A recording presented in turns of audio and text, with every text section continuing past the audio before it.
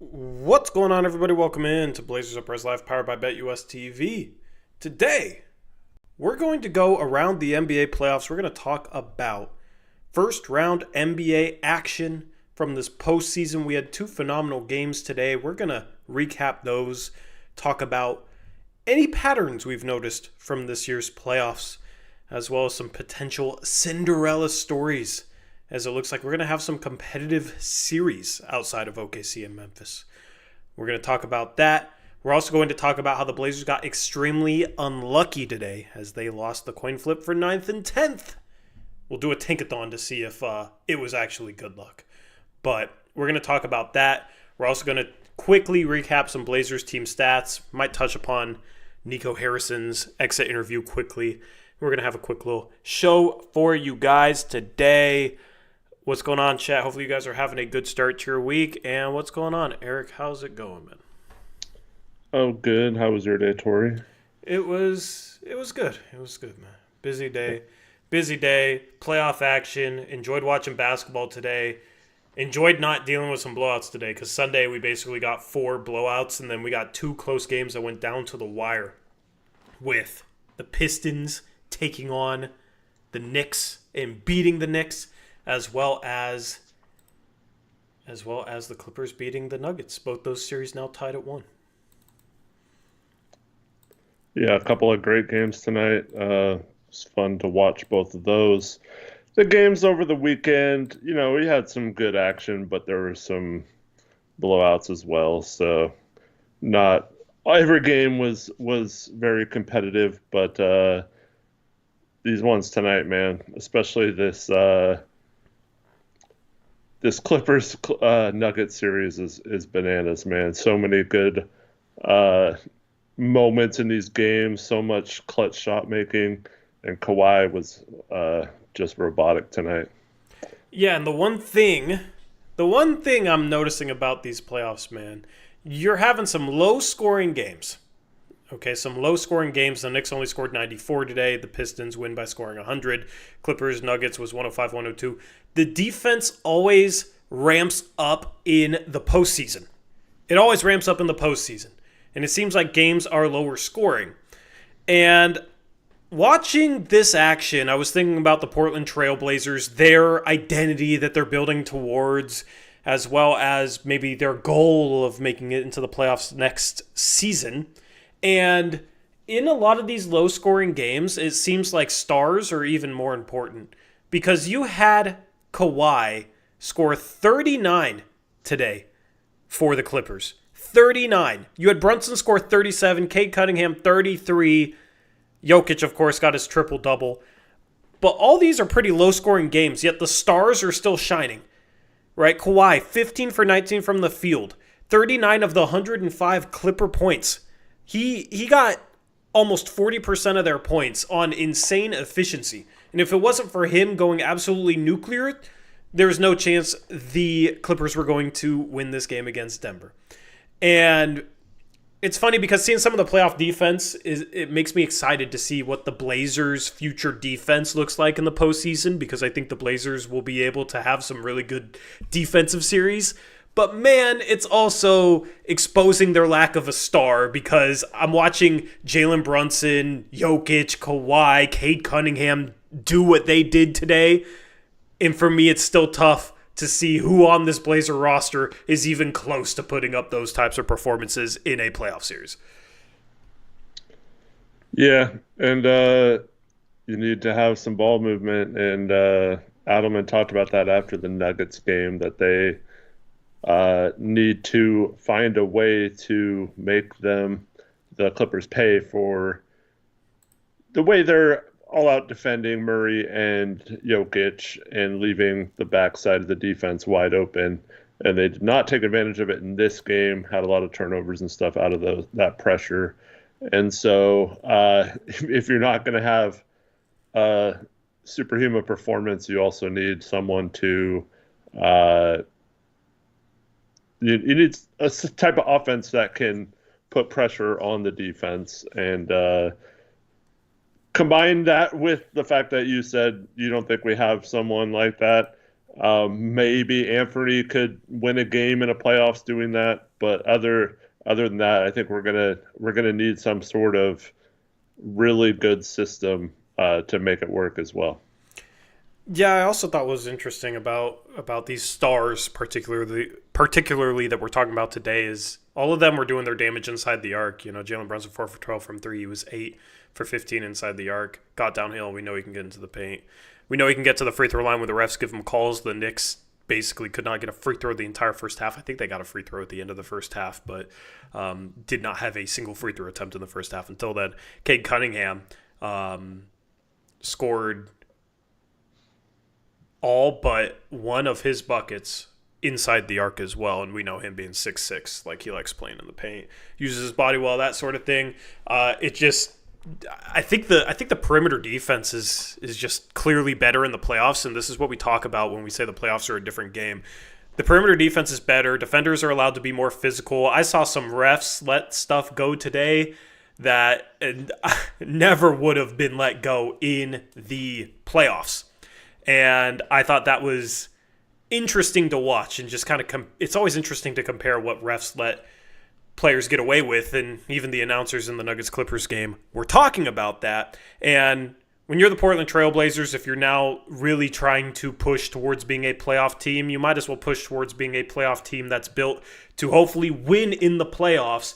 And building to win in the regular season in the playoffs is similar, but I always feel like there's certain guys, there's certain teams that rise to the occasion in the playoffs, and you got to be able to find ways to score in the half court when you run off the line. Now, maybe the Blazers, given that they're a downhill team that don't shoot the three ball too well, maybe they could be that team in the future. I'm just trying to watch this year's postseason with the Blazers in mind in terms of how they can build towards being a successful playoff team. Well, even like the Pistons with Cade in game one, they allow a 21-0 run in the fourth quarter, just go ice cold on offense and cannot score a basket. And then the game tonight, I think it was like 4 or 5 minutes they went in the fourth quarter without scoring a field goal. They got some free throws in there, but until a lob play to Jalen Duren for a dunk late in that game, and then Schroeder, of course, hits the three. But other than that, they struggled mightily to get baskets and almost let the Knicks do the same thing they did in game one. So even with a dynamic player like Cade Cunningham right now, the way he's playing, they still almost didn't have enough offense to potentially be down 2-0 right now. Yeah. Yeah, it is crazy to be talking about the Pistons in this way, though, given where they were last year. They get their first playoff win since 2008. I didn't know it had been that long. They had lost 15 games in a row until they won this game against the Knicks. It's funny to see Dennis Schroeder having big playoff moments considering he's on his third team so far this year. Of course, he played for the Nets and the Warriors earlier this season. So I think that's kind of funny. But he had himself a big game. And he's kind of that experience that the Pistons need. I think this season is interesting in terms of you got a team with a ton of experience in the Knicks. Mikal Bridges has been there, done that. Josh Hart has been in playoff series. Jalen Brunson has been in playoff series, right? They got a lot of playoff experience. So then you got the Pistons, who basically have none. In the Western Conference, you have the Warriors versus the Rockets. The Warriors with all the experience, the Rockets with none of the experience, but the Rockets being the 2 seed in the favored team in that series. And the Warriors took care of business against them last night. And the Warriors, their experience showed last night. I think it's going to be interesting to follow along this series, see if the Rockets improve. But the Rockets just couldn't score last night. And that's kind of the tail of the tape so far in the playoffs, is just you got to be able to find ways to score the ball. And the Rockets, their star is Şengün. Like, he had some good moments. He got going early, but he's not on the same level as a Cade. He's not on the same level as the Kawhi Leonard we saw tonight. Obviously not on the same level as Jokic or even Brunson. And you look at that team, they're kind of like the comparison point for the Blazers in terms of being a young team that's really good defensively, but they were an average offense this year and struggle a little bit to shoot the ball. And their offense was abysmal last night, and they couldn't get anything going after starting a little hot. They started up 7-0. So For the Blazers, it's like we keep comparing ourselves to the Rockets. We're the next Rockets.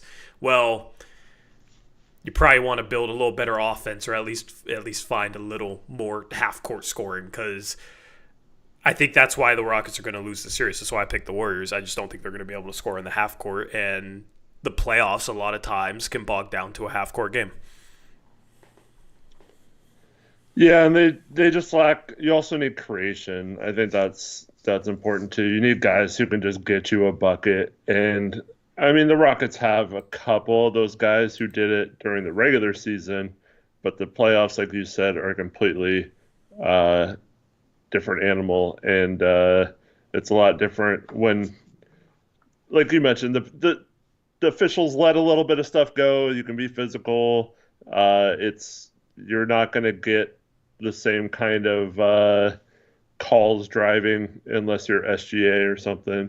But like you're not going to get a lot of those same calls that you normally would get. So you gotta hit some tough shots, man. And there aren't a lot of players that can like do that consistently when the pressure is this big.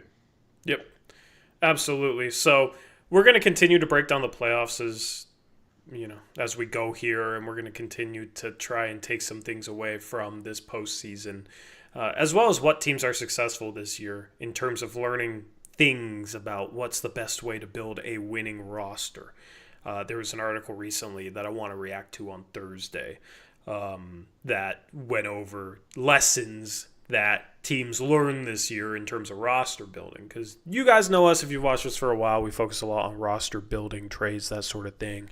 And you can learn from mistakes teams made this past year, as well as what postseason basketball looks like, because it changes, right? What works in the postseason changes, and you gotta keep up with those changes if you want to be a successful postseason team. And now it feels like this conversation matters a little bit, considering that's the Blazers' aspirations next year. So it's a little bit different watching these playoffs. It's like, man, maybe next year we'll be watching the Blazers in one of these games. Right, because we don't want to necessarily be like Memphis this year or the Magic in the East and just get swept in the first round and destroyed like it's a regular season game against OKC, you know? So like we don't want that to happen.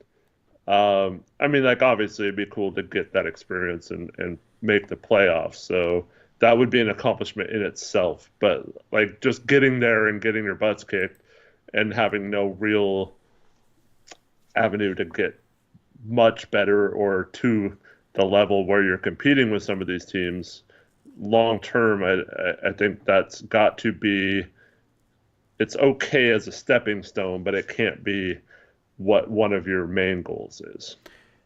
Yeah, I will say this. I would lose my mind if I saw a Blazer veteran laughing on the bench while down 50 in game one of the playoffs. I don't know if you saw that with John Morant. Yeah. Dude, that would have rubbed me the wrong way, man. That's crazy, dude. That would rub me the wrong way in a regular season game, but you're the leader of your team in the playoffs, and you're laughing and smiling and cracking jokes? People were saying he had a lot of painkillers, so that might have been. Yeah, okay. But also, it's like, I wouldn't be surprised if that's just John Morant. Mm-hmm. You know, he comes with a little baggage. So, yeah, maybe it was the painkillers, man, but I still don't like seeing that at all. Yeah, I don't like it either. At the same time, in a playoff series, like whether you lose by 1 or by 75 or whatever it seemed like they were going to lose by, it really doesn't matter going into the next game if you bring it the next game. So I think more important than whether or not laughing is appropriate, it's how he responds next game and how well he plays. If he has another bad game or whatever and they get their butts kicked again, then you can question whether he's taken this thing seriously. And with all the antics, you know, whether you defend his right to do his little gun celebration or grenade celebration or whatever, like the guy just doesn't seem to have much awareness. So this is definitely, it can stick to you. And Yeah, I'm not saying it's wrong of him to do any of those things, but at the same time, when we're talking about a player who is coming due for a contract that could uh, pay him close to 90 to 100 million dollars in the final year of that deal if he stays with Memphis and signs a supermax. Um, like you have to start to question some of these little things sometimes. Yeah. Yeah, absolutely. Uh, I'm very competitive, so I can't imagine like being in the mood to laugh or joke about something getting punked like that. You know what I mean? Like you could imagine us down if the Blazers were down 50. We're not cracking jokes in the middle of the game. We're gonna be pissed off. So I kind of expect the same out of the athletes that are actually playing the game. Um, yeah, I wish we could play the Chauncey Billups. If you could sleep after that, you're a loser.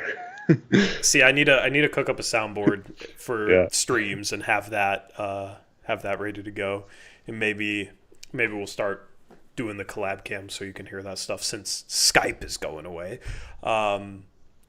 But yeah, fun playoff action. We got some good game twos. I hope all these series go long. Good. Chauncey also said something in his exit interview. He said it's pretty neat or something.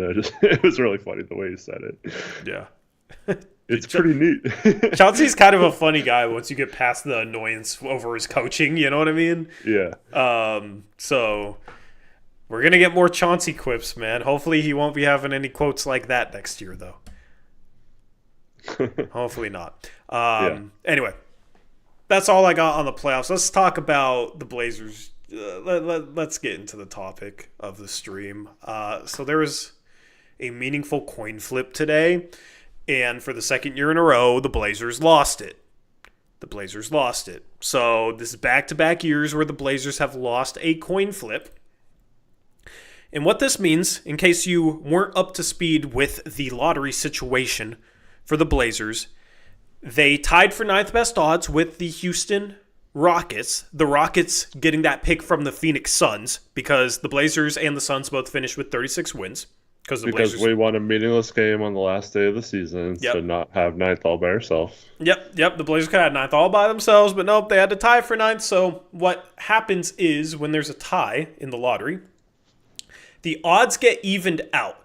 Now, there's only a certain number of ping pong balls, so if it's like an odd number of ping pong balls where you have to have one team have one more ping pong ball than the other, basically, there's a coin flip for that, but the coin flip is also for what picks those teams get if neither of them move up.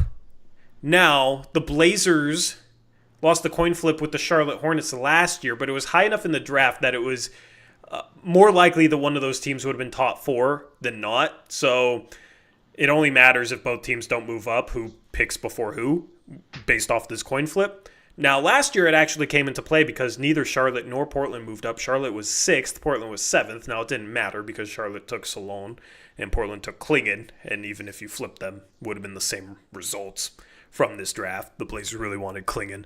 The Hornets obviously really wanted Salone. So that was... What if we would have taken Salone? Maybe, I don't know. Yeah, maybe the Klingon stuff was all smoke screen, and then he was there at 7. We might as well take him. But in that, then they don't really want him. So be prepared for a DeAndre Ayton extension, right? We gotta hope they really wanted Klingon because that's the only way we might avoid a DA extension. But anyway, I'm gonna stop dreaming about that. And so the Blazers had another coin flip. This one is more likely to matter than last year because this was for 9th and 10th place, and neither pick is likely to move up at all. So it's far more likely that neither of these picks move up. So the Blazers, if they won this flip and neither team moved up, they'd be picking 9th, assuming nobody below them moved up into the top 4 as well. But since the Blazers lost the coin flip, they will pick 10th or lower unless they move up. So the Blazers cannot pick 9th. They cannot pick 8th, cannot pick 7th, cannot pick 6th, cannot pick 5th. They either move up into the top 4 or they pick 10th or worse. That is the situation the Blazers are in.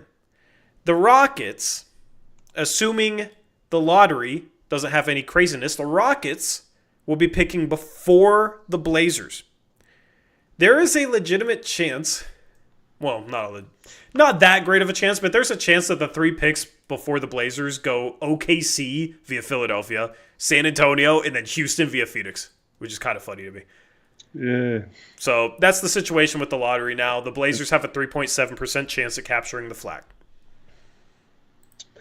Yep, and that's another thing, splitting the odds and then losing that percentage point. If we lose one more game this season, we have full 9th place odds, which are, 4.5% we would have had. So, I mean, not a lot, but a little bit of a difference there. And then just in terms of pick odds, so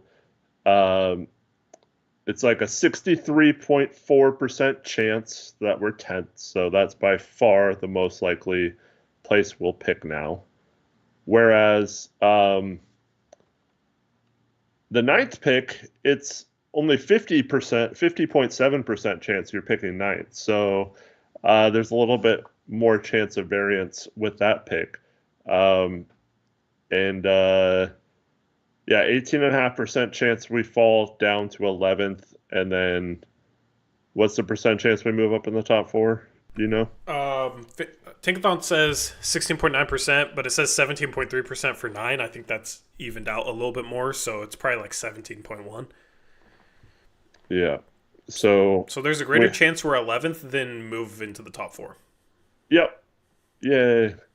And then very unlikely 1.2% chance at 12, and then it's like almost 0% chance we've 13 and 14. But yeah, because it takes three of the 4 teams below us moving up into the top 4 for us to fall to 13. That would be crazy. Could you imagine the lottery starts and we're the first team called? With a 0.00. Yeah. Oh, that would be horrible. That would be crazy. But it's very likely you hear the Blazers called very early on lottery day. And I already kind of resigned myself to the Blazers are not moving up. And then with this coin flip, I was like, of course the Blazers are going to lose another coin flip, right? Because we just don't get lucky. And then they lose it. And it's confirmation for me, Eric. We don't get lucky. All right? We don't get lucky. We're not moving to the top 4. I've already accepted it so that I'm not disappointed, and we get to talk about who we're drafting at 10th or 11th. Probably 11th. Well, we said this last year. What happens if 4 moves up and we get lucky that we lost the coin flip, didn't end up panning out? But if one of 9 or 10 move up, we know 9 moved up to first last year with Atlanta. If 9 moves up and we stay at 10 because we lost the coin flip. Yeah. And because we won on the final day of the regular season. Yeah, that would just be the ultimate gut punch, right? And then, but if 10 moved up and we lost the coin flip and we only moved up because we lost the coin flip, then maybe we'll say, then we'd be happy. Yeah. Then it was a good win at the end of the season. But I'm not counting on it, man. I'm not counting on it. But you know what? We can test it. We can test it with a good old Tankathon. I need to get my old Tankathon set up again, clearly. But look at Blazers at 10th. We're locked in here now with the lottery, and we will scroll up and see ourselves in 11th place, probably. All right, at 14, we got San Antonio via Atlanta. I did a sim the other day where San Antonio got the first pick and the third pick. The first pick was this 14th from Atlanta. It was disgusting. At 13, we have Atlanta via Sacramento. At 12, we have Chicago. At 11, we have Dallas. And at 10, we have the Portland Trail Blazers. At 9, we have the San Antonio Spurs. So this is exactly what we're talking about, man. Oh, dude. I can't take much more of this as a Blazer fan if this happens in real life. It's happening. Or 9 or 8. See, here's the thing. If 9 moves up, it sucks for the reasons we talked about. If 8 moves up, San Antonio gets a top 4 pick, and that sucks for other reasons. So, yeah. I'm bracing for the worst. At 8, we have Toronto. At 7, we have Brooklyn. At 6, we have Philadelphia. And at 5, we have Utah moving down 4 spots. At 4, we have the Charlotte Hornets. At 3, we have the Washington Wizards. At 2, we have the New Orleans Pelicans, which means the number 1 overall pick goes to the Houston Rockets via the Phoenix Suns. Did you do this on purpose? No, this is not on purpose at all. This is just fate. This is just fate, man. This is just fate. This is what we get as Blazer fans. So, yeah. I might cry again at the lottery if this wins. Yeah. Show Gabe. Well, somebody get Gabe in here. Yeah. Good job, Gabe. Thanks, Gabe. You stole flag from us and gave him to Houston. Because your super team couldn't win more than 36 games. I mean, it's just disgusting. Disgusting stuff, so. God, could you imagine? Houston, too. Like, at least if the pick was going to, like, I don't know, Brooklyn, at least he'd be going to the East, but this would just be the worst case scenario because, one, that pick should have been ours, and we lose it off a coin flip and off winning a meaningless game at the end of the year, and then 2, he ends up in freaking Houston. So. You know what's crazy, too? And we'll get into the Nico stuff for a minute, but, like, Dallas is only 1 spot less than us. Like, picking 11th, like, what the heck? Yeah. How did that happen? I don't know, man. Like, could you imagine showing this? I say this with a lot of things because the future's unpredictable. But just imagine before the season showing us this Tankathon picture.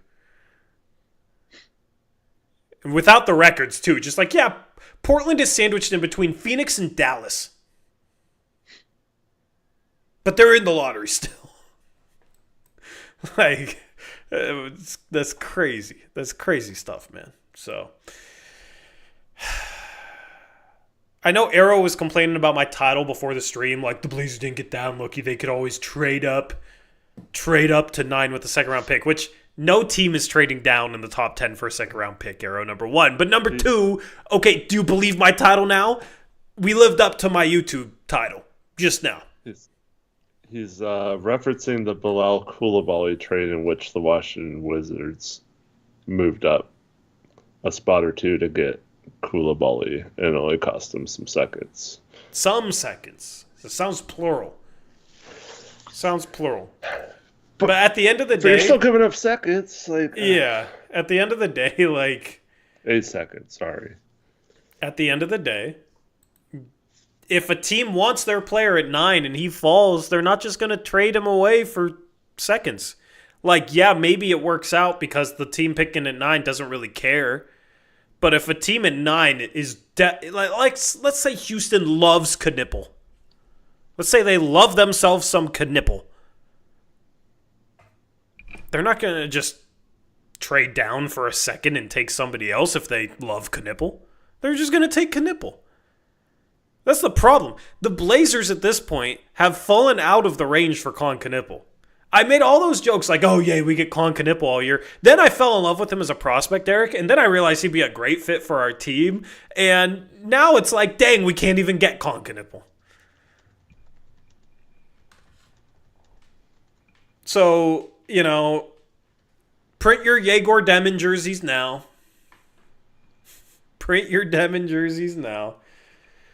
And get ready for Yegor. San Antonio could love Knipple too. Yeah, other teams can love him too, correct. Absolutely. But Eric, real quick before we talk about Nico, who are like your targets for 10? Just like guys that might fall to 10 that you would take a good look at. So I'm assuming Knipple's not going to be there. So I've kind of taken him out of the conversation there. So for me, it's um well, I really like Fleming and Asian Newell. Um, so that those are the guys that I would hope we'd get one of those two. You can throw maybe Derek Queen in there too, depending on measurements. I guess depends on measurements for Newell as well. Um, and then yeah, Demon I guess could come into play there. Um, and then the wild card is if we traded a guard or traded Anthony, because I don't think we're trading the other two. Then I guess you could look at Jace Richardson, Jeremiah Fears if he falls there, Yakuchonis. Yakuchonis if he falls. So yeah, there's some players there that do it, but to me, I think if Knippel's off the board, I mean, I really think Rasheer Fleming would fit in both. We need shooting, and I think he would help our defense too. So like we're looking for players that can do both. Now he might not have creation upside, which you could argue taking someone else over him maybe, but in terms of being a floor spacer and helping our defense, and being the kind of prototype that seems to be what this front office has been looking for recently, those kind of forwards with length and stuff like that, that can maybe play up a position with that length. I think Rasheer Fleming checks off a lot of boxes. Yeah. I like everything you said, except I am at the point where I don't want the Blazers to draft Asa Newell at 10. Mm-hmm. I've soured on him as a tweener big that does not shoot the three ball yet and maybe could, but just feels like it's a lot of theoretical stuff that maybe he could do for a tweener. I've seen his archetype and his kind of combination of traits end up washing out of the league before. You know what I mean? Like it's and I just don't know if like that's necessarily the type of guy the Blazers need. I'd rather go Fleming than Newell, because I think Fleming might be just as big as Newell, and I think Fleming is like you can bank on Fleming being a 3-point shooter and like perimeter defense plus interior defense with him. Like he has apparently like a 7'5" wingspan or something crazy like that. Like if he has enough size to play the center, I love Fleming at 10. I love Fleming at 10. As a mobile stretch 5 switchable backup behind Klingon that can also play next to him. I think like if he's big enough to play some 5, I think he's the perfect backup 5 complement to Klingon long term that can also play next to him. And if he really pops, could maybe start, or be like one of the best bench forwards in the league, one of the best role playing bench forwards in the league. So I like Fleming a lot. If you want to swing for upside and Yakuchonis is there, I get that too. I'm good with that. Queen, if Fleming has center size, like if Fleming is bigger than Queen, I'd probably rather have Fleming, is where I'm at. Because, I don't know, like if Queen can't play the 5, I have question marks. But he would be on my board too. So Queen, Fleming, Yakuchonis. The other two guys I'm looking at with this pick is if you think you can teach Yegor Demon how to shoot, his shooting form does not look that bad. I understand taking a swing on his size and traits at 10. And then the other guy that I would look at there is Neat Clifford, who I'm very high on. And I think for the role that the Blazers would want him to play, he could be perfect for off the bench long term. And I think he has some sneaky upside. Like, he's just gotten better every year. He's a pretty good athlete, moves well, like kind of moves sharp, a lot of sharp moves, can pass the ball, defend, rebounds at a really high level, like could just be that Swiss Army knife that shot 38% from 3 this last year, so could provide some shooting help. Like, I think a lot of people at this point in the draft process might feel like 10 is a reach for Nick Clifford, but I would be completely okay with it. And I think by the time we get closer to the draft, that's going to be much closer to his range. Yeah, just get. I mean, Nick Clifford can play, and it's probably a he's a safe bet for a rotation type player. So even if all he is like a score off the bench or something, I think that's definitely a role you need moving forward. He reminds me a little bit of a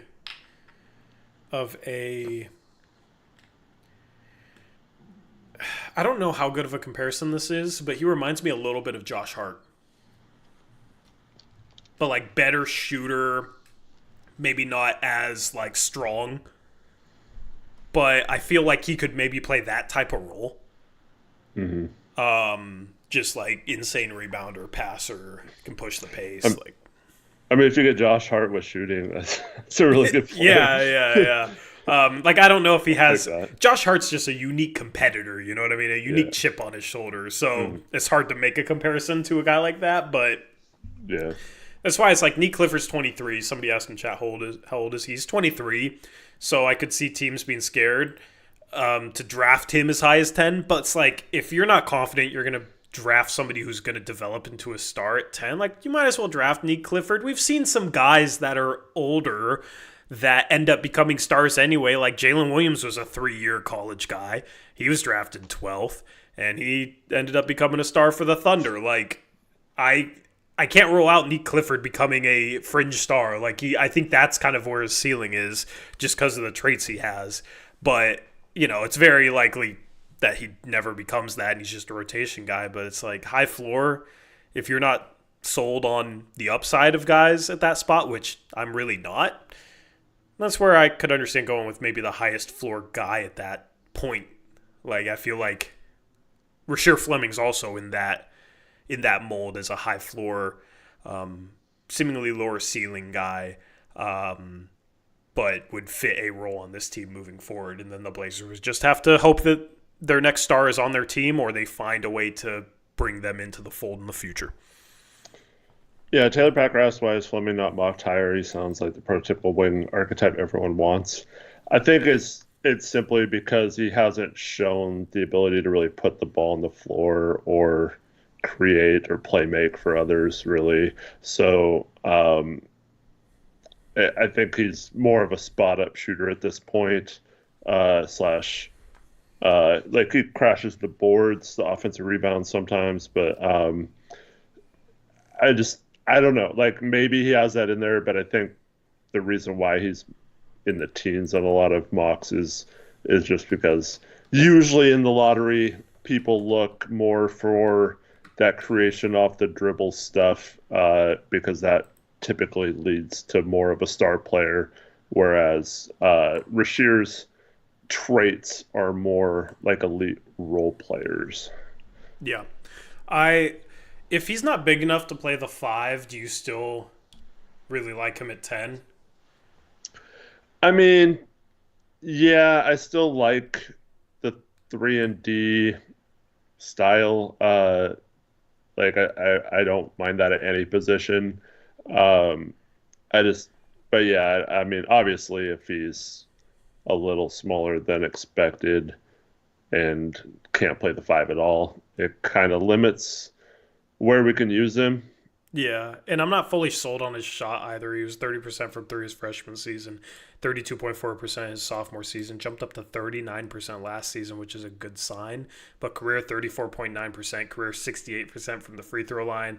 Like I view him as a shooter, but he's not like completely rock solid as a shooter, if that makes sense. So if he's not big enough to play the 5, then it's like, man, what if he's just like an okay shooter, a 36% guy? Is he really worth taking at 10? I'm kind of at the point where if he's big enough to play the 5, I like his skills at a 5 spot. His mobility, I think, is more special there. I think his shooting ability, too, is more special there with the mobility if he can actually play that spot. But if he can't, I just feel like it's not as special and he's a little bit duplicative. Mm-hmm. Like it almost feels like he could be like a worse version of Tumani, right? Because I think Tamani showed a little bit more off the bounce coming into the league than Rasheer Fleming has. So I think that's kind of the thing for me with Fleming is whether or not he can play the 5. Yeah, I do think. I mean, it would be nice to have him play the 5, but I do think as long as he's like a decent, like Aaron Gordon this year, for example. I'm not saying he's the type of player Aaron Gordon is, but Aaron Gordon shot lights out from the corners this year. So if you got that from Fleming, and he was able to space the floor a little bit, keep that paint from being clogged in, and allow Klingon to play more around the basket and without the paint completely collapsing. I think it'd be fine. But yeah, I understand it's with Danny and Tamani already there. Yeah. But we do still need, hopefully Grant's not a part of the equation at some point, and we do need a third forward. Like, I mean, Tamani and Danny can't play 48 minutes, so like we do need to find that third rotational forward at some point. Yeah.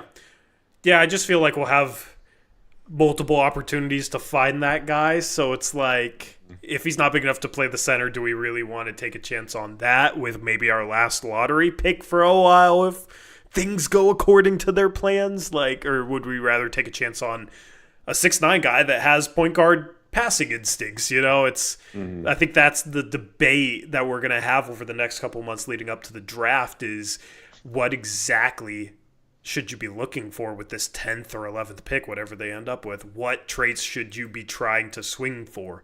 And I think Combine is going to be very important for a number of guys in terms of their measurements and what position they can play in their physical traits. Fleming's one of those guys, I think. Derek Queen's one of those guys. But if you're going to go the safe route, I would rather go with somebody with a little bit more off-ball juice now that I really think about it, or like off the bounce, and a little bit more juice off the bounce, where that's why I like Nick Clifford is because he does a lot of solid role player things really, really well, but then he also has a little bit of juice off the bounce that he's shown. So that's where he kind of intrigues me a little bit. Fleming I like is the perfect backup 5 to Klingon, but if he's not big enough to play the 5, then he's definitely down in my later teens, probably on my big board. So,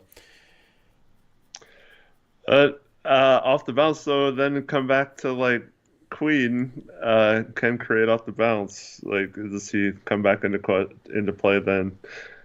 See, it's like if he's, I don't know. I mean, we drafted our future center, so it's like he's only special as a center.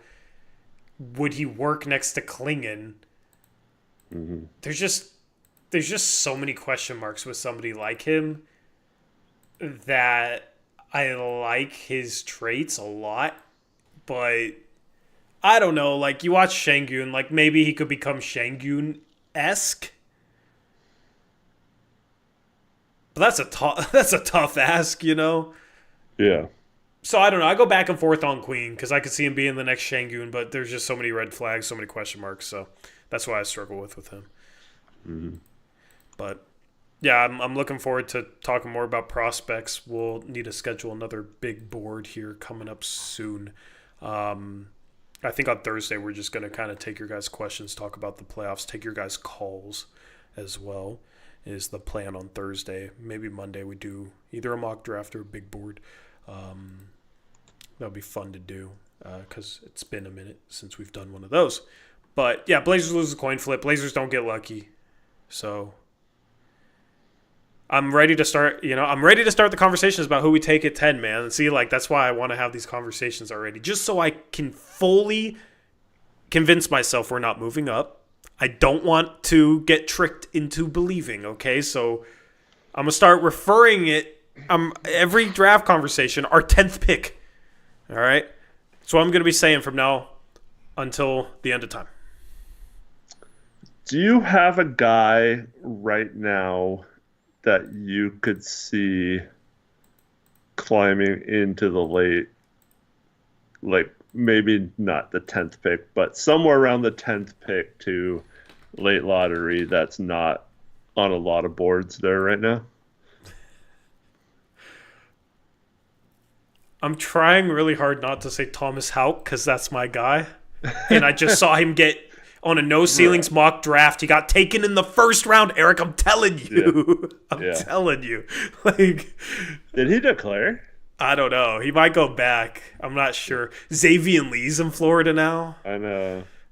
Yeah, I mean, dude, it's tough. It's tough not to just completely buy into all the Florida guys because, like, months ago I saw Florida. I was like, that's going to be my pick to win it all. And then they go win it all. And I put Condon on my board early. I put Houck on my board early. And now they're all over boards. And it's like, I should just completely trust my gut, right? That's kind of where I'm at with those guys. So it's like, maybe Walter Clayton. Like, I could see Walter Clayton being close-ish. Is there any guys that come to mind for you? Well, obviously, we're just like kind of guessing on people who could have awesome measurements and jump up. Oh, they updated Fanspo's board, by the way. I see Alex Condon. Let's go. Oh, nice. I'll have to About time. go back. A couple guys. I mean, Carter Bryant is someone like we talked about potentially sneaking up in there all season. I think if he has really good workouts, Will Riley could sneak up boards again. Yeah. And then the foreigner, Joan Behringer, I think he might, if he measures well, could. I've seen a lot of buzz with him potentially moving up too. Yeah, I don't really get the buzz with him still, but I'm just trying to guess some people. I'm not yeah. Should go there, yeah. Just in terms of they still don't have Sergio De La Rea. Damn. I think Lindeborg, if he declares, like, he's the guy to watch because I could see him rising. I was going to say that, but I thought I'd be too. No, biased. I mean, he's 6'9" with some intriguing traits, like intriguing skills. So, yeah. I do think Houck could potentially get around 20 when it's all said and done.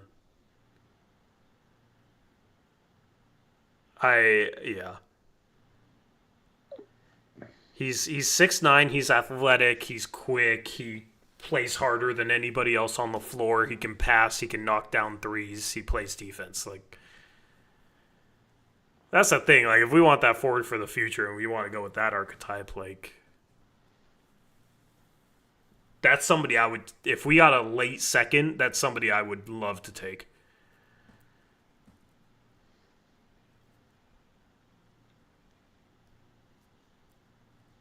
You're going to have some good forward options late in the first. That's why I would like the Blazers to get a second first-round pick. Is there a way to get Phoenix's 29th pick? Yeah. You know what's funny is Houck was mocked to Phoenix in the No Ceilings mock that I watched, and it was like, man, I was just saying he's this draft's Kamara.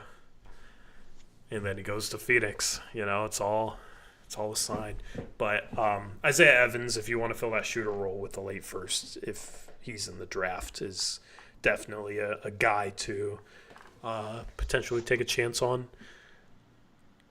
So there's some intriguing talent for sure. But yeah, we'll talk more about the draft, of course, in future episodes. Real quick, before we talk about We'll finish the show with Nico, okay? I do, really quick, want to just put a bow on Blazers stats to end the season, okay? So, Dunks and Threes. This is the website I'm always talking about on stream, talking about ratings. Hopefully it's big enough for you guys to see it. Maybe if you're watching it on the TV. But Blazers, 23rd offense, 13th defense. They had the ninth hardest strength of schedule. They had the 16th fastest pace, 12th fastest offensive possession length, 21st fastest defensive possession length. So they grinded out some defensive possessions. I wish they had like transition defense on here. It'd be interesting to compare this year and last year. I know you can find that somewhere. But as we've been talking about, offense wasn't that good. 25th effective field goal percentage, 29th in turnover percentage. This isn't something that we talked about, I feel like, since the end of the season, Eric. And this is the main reason why I wanted to actually bring up these stats. For a team that doesn't pass the ball a ton, I was kind of shocked to see that they were the second worst team in terms of turning over the ball, behind only Utah. Yeah, that's crazy. I didn't think it was that good either. Yeah. Or that bad. That bad, I mean, yeah. It's not good, man. So that's something for them to improve upon. That and the assist percentage was 28th. I mean, their offense, the only reason their offense wasn't like bottom 3 this year was because of how many offensive rebounds they got. And it's funny because we had our guy 503 on Twitter say, without Amfredy, the Blazers would be a bottom 3 offense this past year as like a reason to keep them, which like if the Blazers offense is really that bad, you shouldn't be focused on them now, but that's a different conversation. I don't think, Amfredy's the reason we weren't a bottom 3 defense. I think the way we rebounded on the offensive glass is the only reason we weren't, because you're talking about a team that was 25th in effective field goal percentage and 29th in turnover percentage. That more often than not is going to result in a bottom 3 offense. But when you have the second highest offensive rebound percentage, you're collecting a lot of those missed shots. Which is funny because we compare ourselves to Houston. They were the only team better than us.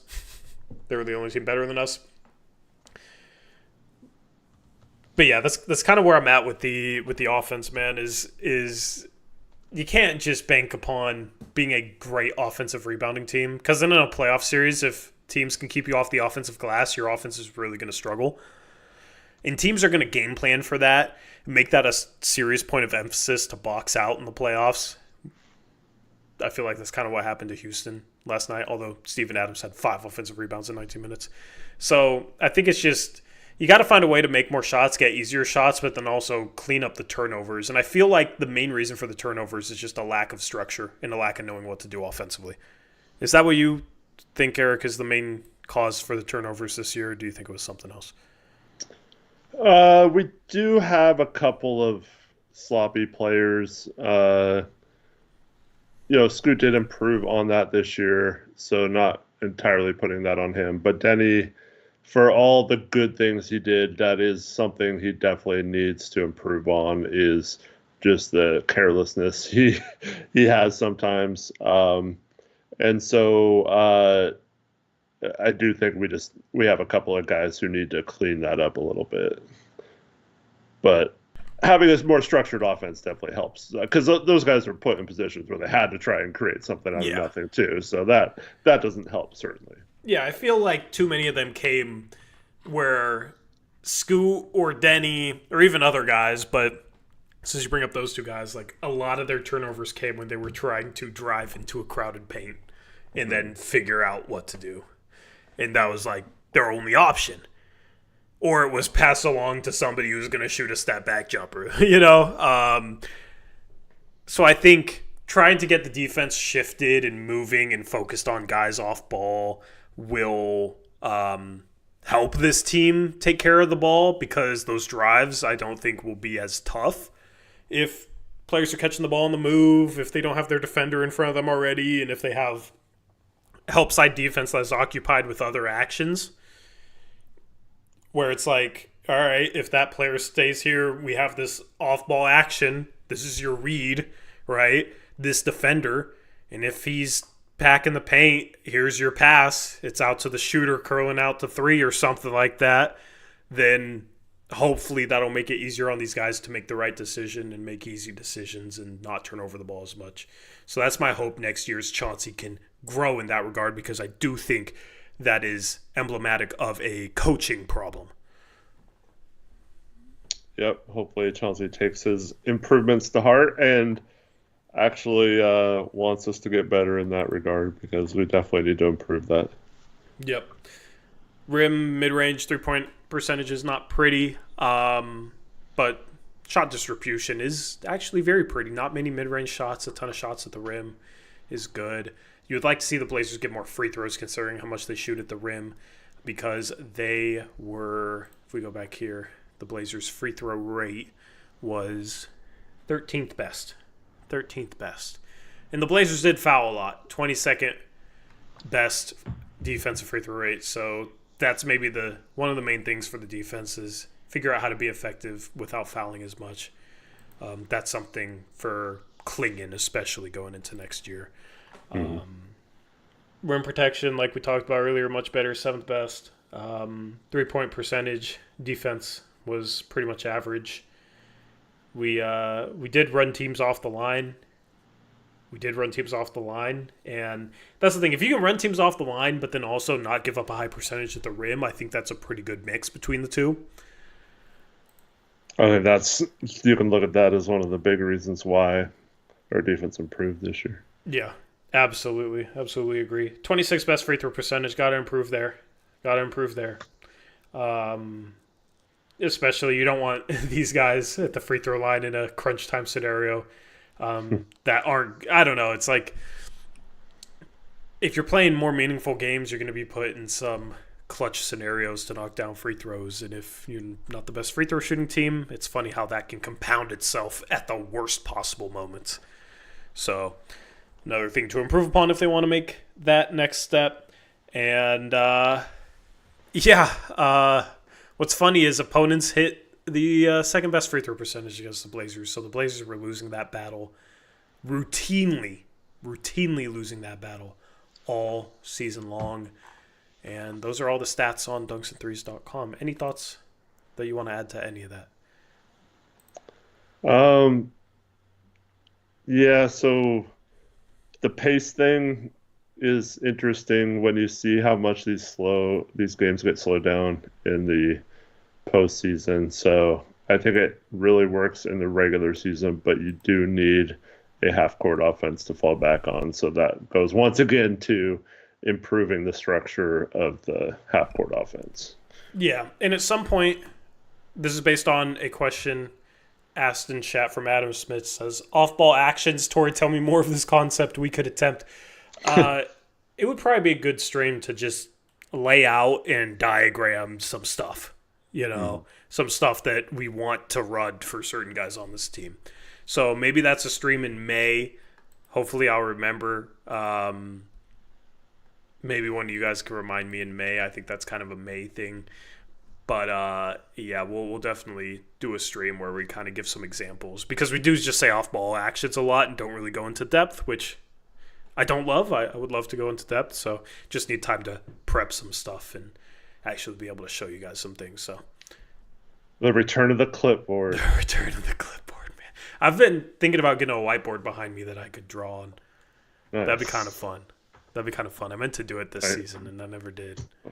When I was coaching this year, I got a little basketball court dry erase board clipboard and was designing plays on the clipboard. Those are all. It is fun, man. It is. I used to have a clipboard like that, and I just draw up and envision stuff, and But next season for sure, I will try and get a whiteboard, like a rollout whiteboard that I can draw on. That'd be sick.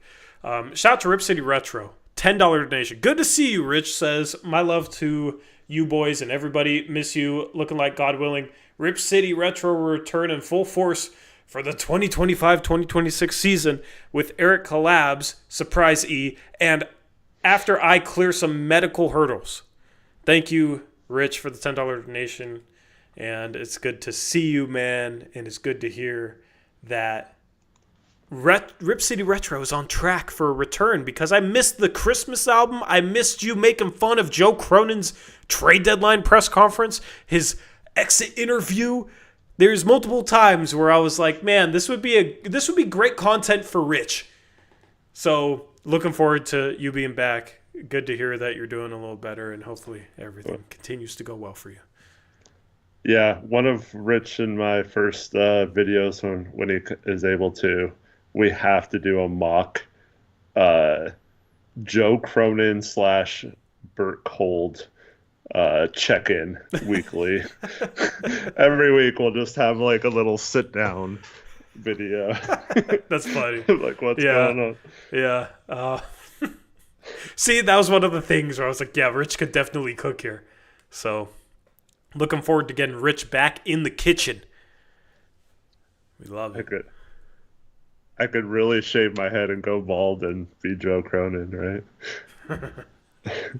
Dude, you got to burn your head a little bit. Okay. I was at the Hoop Summit sitting on the same side of the floor as him, and like the dude's head looked a little bit like a tomato. He looked like he had been vacationing somewhere. And this was before the end of the season, so I don't know. Maybe when they're on their 9-game road trip, I don't know. But so you gotta shave your head, and then you have to sunbathe your head. And then you can be Joe Cronin. All right. Anyway. I got a little bit of sun last weekend. It was a little red. Yeah, that's good. I can't tell. Yeah, I have not gotten much sun. I have been indoors a lot, so. But I'm going to the beach in about a month, so I will probably come back burnt because I always burn. So. Anyway, let's talk about our final topic. You wanted to touch upon this. Nico Harrison's press conference. Awkward. So, yeah, give the people a little bit of a deep dive here on his press conference. What was said that irked you, maybe? Well, first of all, I got to give him credit for continually to put himself out there to do these interviews. So, is it him or is it ownership pushing him out there? I don't know. See, this is where it gets stupid. The Rich is distracting me. I'm thinking about how I'm going to say this without saying a specific word. It's corn, right? Yeah, corn. No, he says he wants to be out there and open to facing the music and being responsible for everything, and that includes doing these interviews. But then he also last week tried to have a closed door with no cameras, no recording devices, and wasn't going to do an exit interview, except for that went so poorly he had to, and he even said that during his interview. But there were a couple of main things that I wanted to bring up. One, I actually felt kind of bad for him. There was a question that was out of line. Someone asked him about the fire Nico chants and asked why he shouldn't be fired. I felt that was kind of a disrespectful question. And I guess he kind of handled that okay. But two things he said. One, he said that the trade was all his idea and that the ownership actually laughed, and then he clarified that it was more of a chuckle when he first brought it up and that he had to convince them to do it.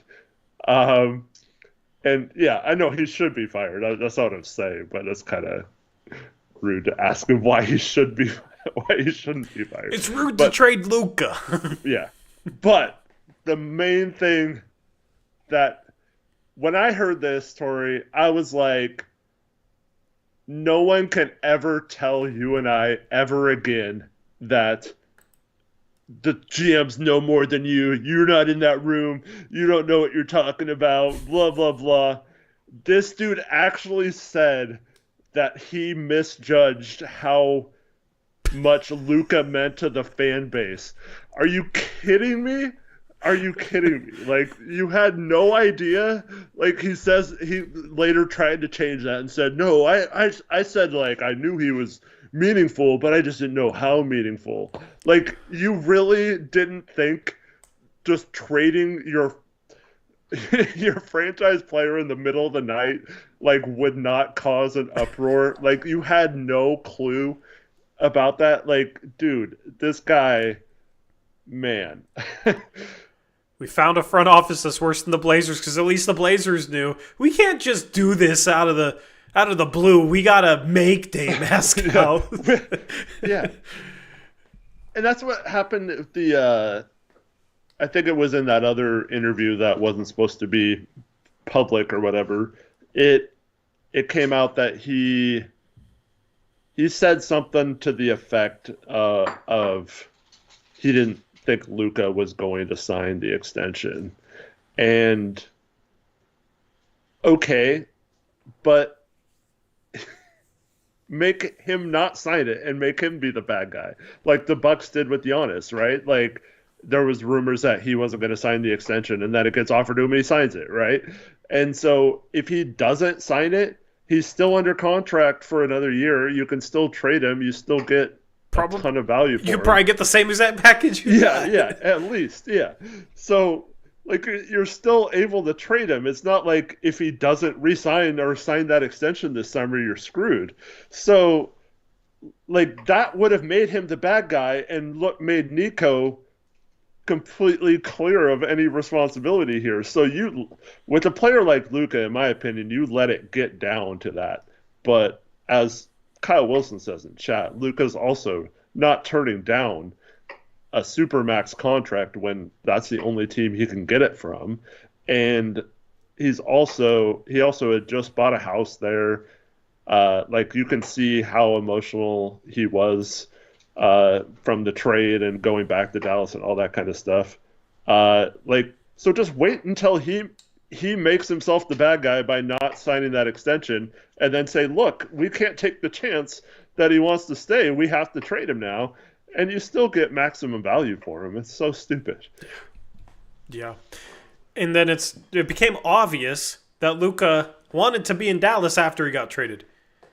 Through his phone, he even showed the cracked phone, like tearing up during his tribute.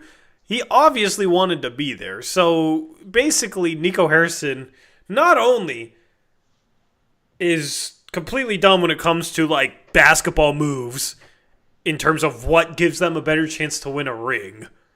It's not 32-year-old oft-injured Anthony Davis. It's your 25-year-old superstar that led you to the finals last year, of course.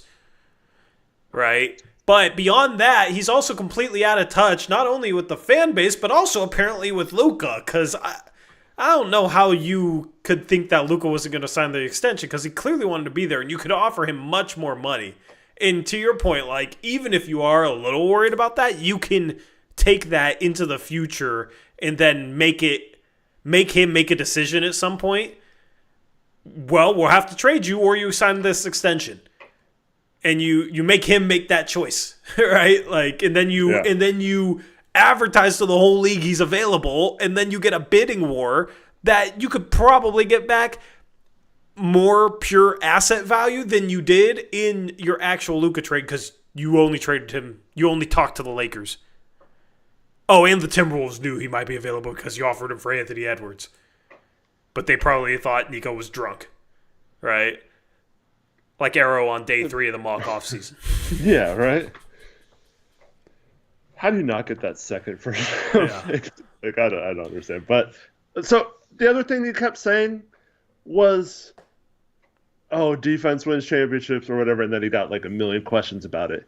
And he kept saying, well, if the core of Kyrie and Klay Thompson and Anthony Davis and Lively and PJ were healthy, like, you would have seen a completely different thing, and you'll see that when they're all healthy and all that stuff. It's like, and he kept complaining. He said injuries derailed their season, and he kept bringing up injuries as his excuse for what happened this season and for why fans are so mad, because if not for the injuries, they would have seen how good this team would have been, and they would have forgotten about Luka and all that kind of stuff. Just like our Joe Cronin was going to make us forget about Dave, remember? Yeah. But how can you not, like, you can't use the injury excuse when you trade for some of the most injury-prone players. Like, Kyrie has not been healthy for years. AD has never really been healthy outside of a couple seasons. Like Lively's had some injury issues his first couple years.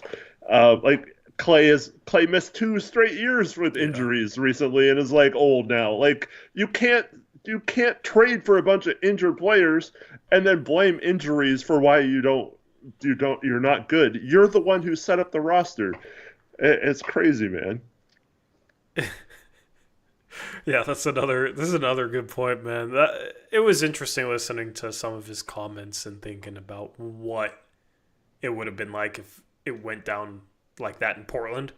Yeah. Like would all these cronies, what would we call them? There's no way. Would they have defended Nico? CBA question? No.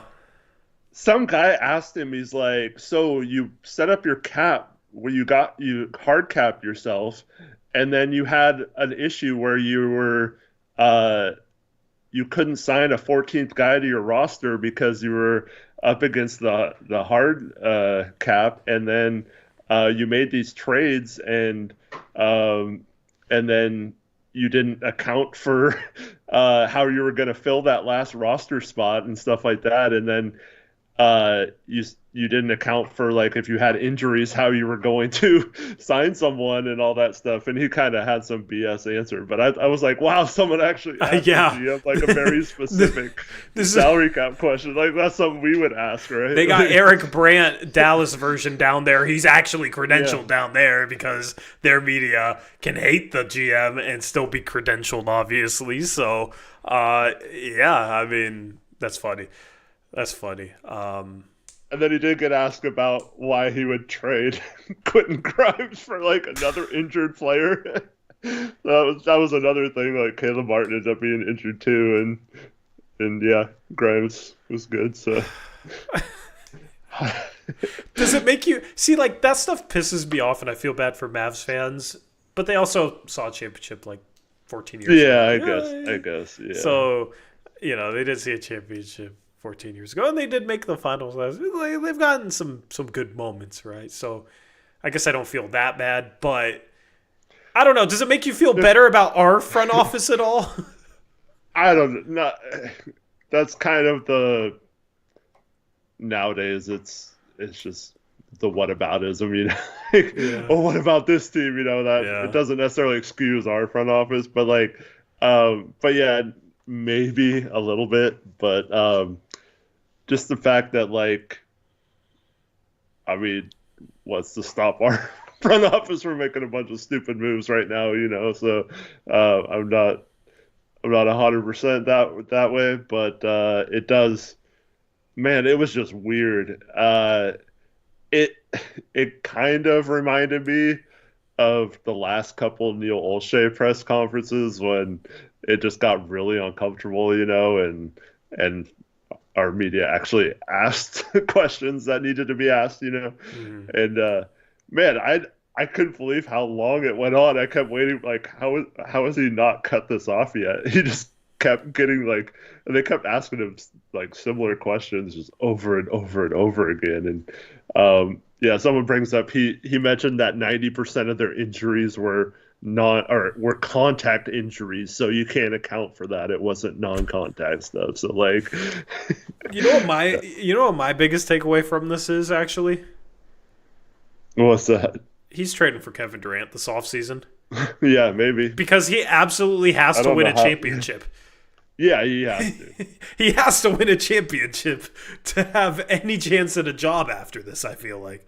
To have any positive reputation, it has to be like, yeah, this is my master plan. Look, we got a ring. And then, I don't know. I would still be like, okay, that's still kind of dumb, but at least you got something out of it. You could have just added KD to Luka anyway. How are they getting it? Gafford, Clay, Christie, another salary piece that I'm forgetting with like one to Did you two do the math firsts. already? Yeah. Yeah, like I looked at this the other day. Um, like maybe PJ.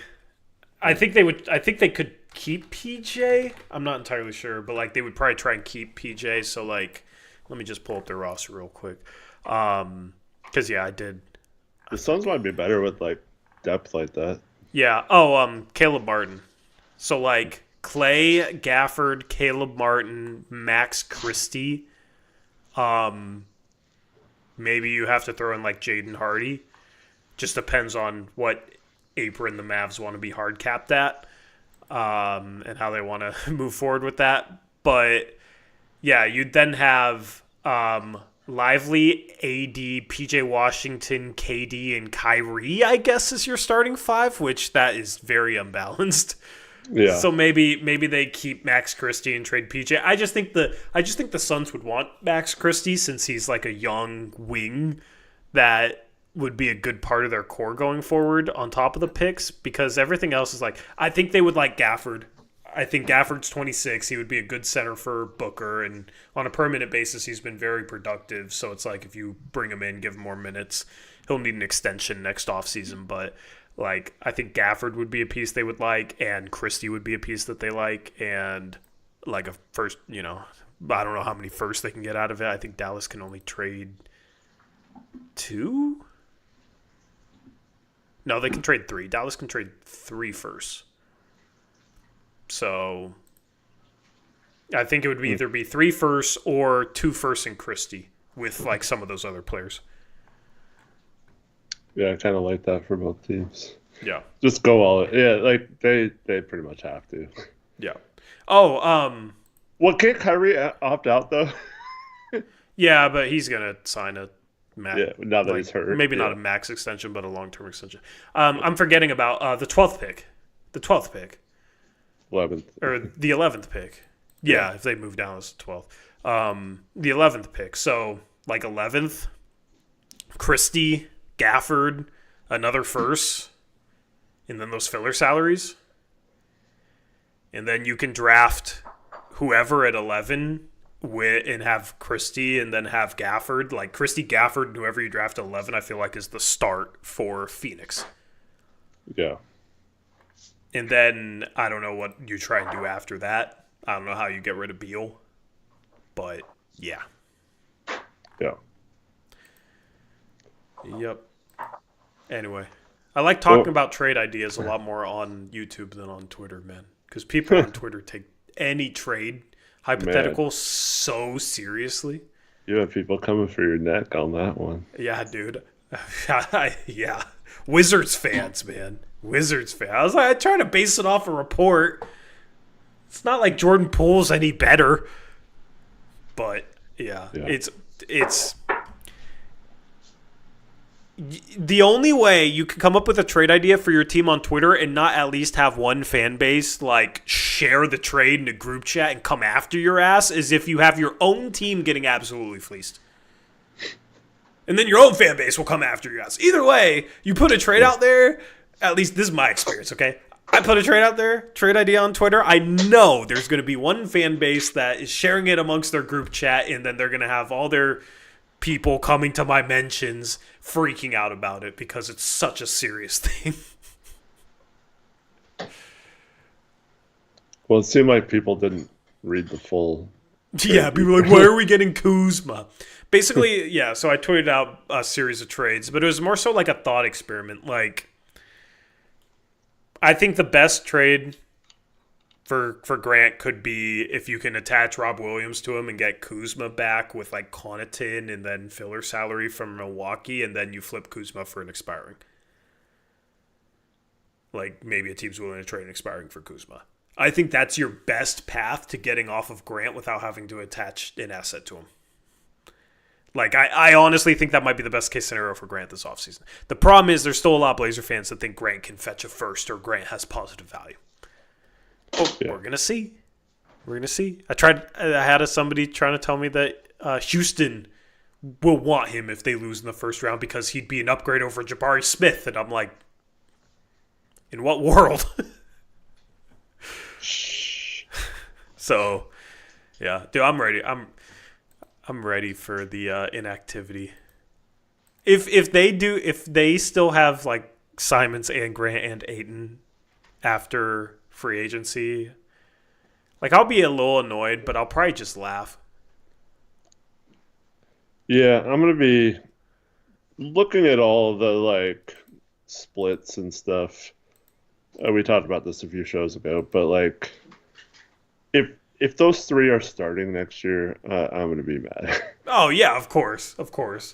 But I'm just gonna laugh if it's like the off season and they're gonna go into next year with them because it's like, wow, you're either gonna have to bench these guys or you're gonna have to piss off maybe your own supporters, like at this point. So I think at some point it's just you got to do something. You got to do something. I mean, I've heard one of Joe Cronin's biggest media supporters say if Joe Cronin is inactive this offseason, he'll start roasting him basically. Now the goalposts will move. Yeah. They will move like they always do. For sure. They absolutely will move, but like I should just start saving bookmarks. So at least if we do nothing, at least I can have some fun and take some enjoyment out of it. So I think I'm going to start taking bookmarks, Eric. Yeah. Receipts. Going to keep the receipts. Anyway, anything else? No, thanks everyone for watching. Hope to see you all on Thursday. And hope you all have a good couple days. But yeah, thanks for tuning in. Yep, we'll catch you guys on Thursday. We'll take your calls on Thursday. And we'll talk more about the playoffs on Thursday, which is always fun. Can we please get some people actually calling, though? Well, one of my Twitter haters is supposed to call in. No, yeah. I saw that. He says I'm the worst NBA mind on Twitter. We do have to read Rich's other message. Oh yeah, Rich. I read it and then we moved on. I gotta get better with donos. Shout out to Rich with another $10 dono. Thank you, Rich. He says the joint Chauncey Cronin victory lap presser was sheer comedy corn. Should have had an 18-year-old verification to watch it because corn. So painful to not be able to make content just yet. LOL. Soon. Can't wait, Rich. Can't wait. Thank you for the donation. And, yeah, he messaged me during that press conference saying, "This is like the ultimate tease right now. I'm not able to film, but like they're giving me all this material and I can't do anything about it."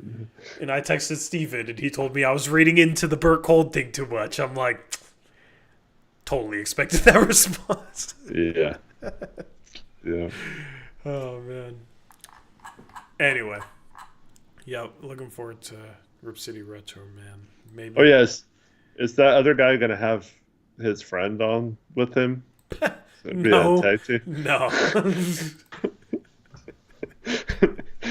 That was so funny. He's like, come debate me. And he's like tagging someone else. Come on, we gotta go get this guy. Like, all right, you need help to take on the worst mind on NBA Twitter?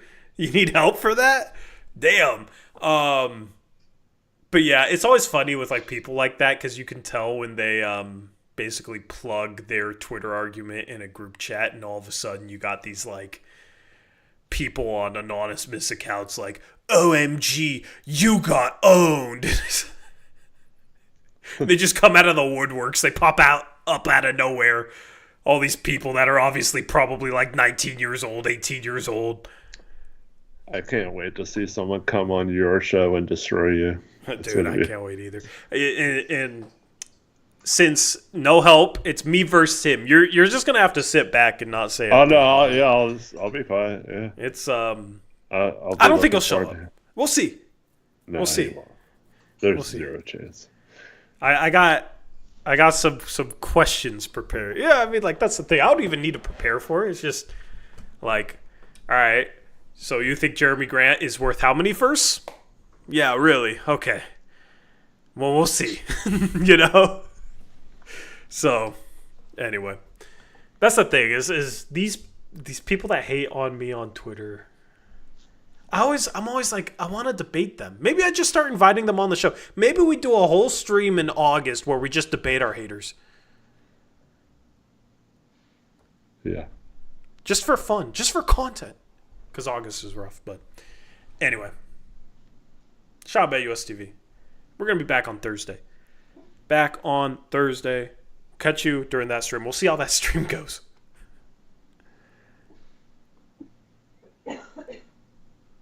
Michael says, I actually know one of the kids, that dude who accepted the debate, and that kid's a casual. Yeah, well, exactly why I invited him on, you know.